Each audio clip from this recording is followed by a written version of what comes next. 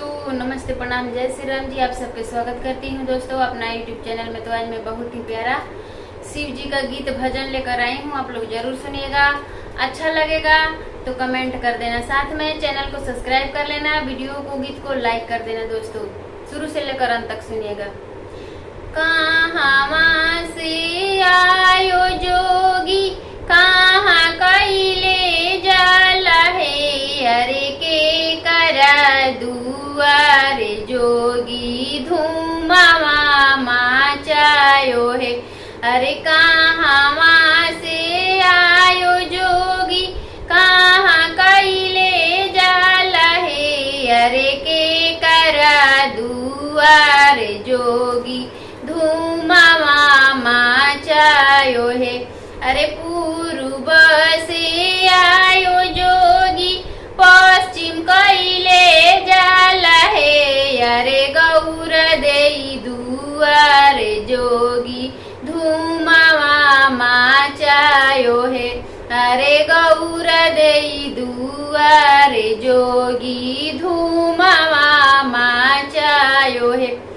अरे भीछो ना लेल जोगी मुख से ना बोले है, अरे निहुरी निहुरी जोगी गौर के निहारे है।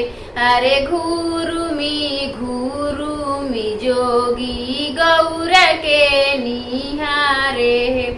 अरे जाहू तू आहे जोगी हमें से लो भैल हो, अरे हमारा ही जोगे जोगी लाहंगा लियायो है।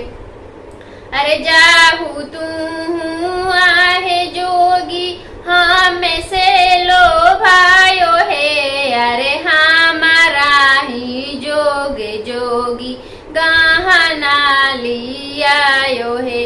अरे हमारा ही जोगे जोगी सेंदूरा लियायो है।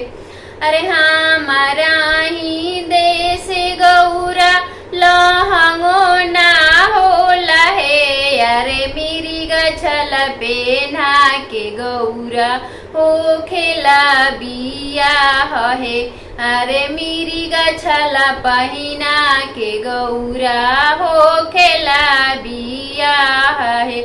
अरे हमारा ही देश गौरा गहनो ना होला है, अरे कंठी माला पेना के गौरा हो खेला बियाह है। अरे हमारा ही देश गौरा सिंदूर ना होला है, अरे भभूति लगाई गौरा हो खेला बियाह है।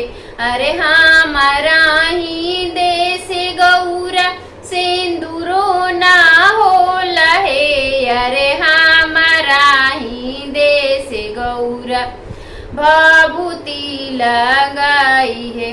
अरे हमारा ही देश गौरा भभूति लगाव है, अरे भभूति लगाई गौरा हो खेला बियाह है। अरे भभूति लगाई गौरा हो खेला बियाह है।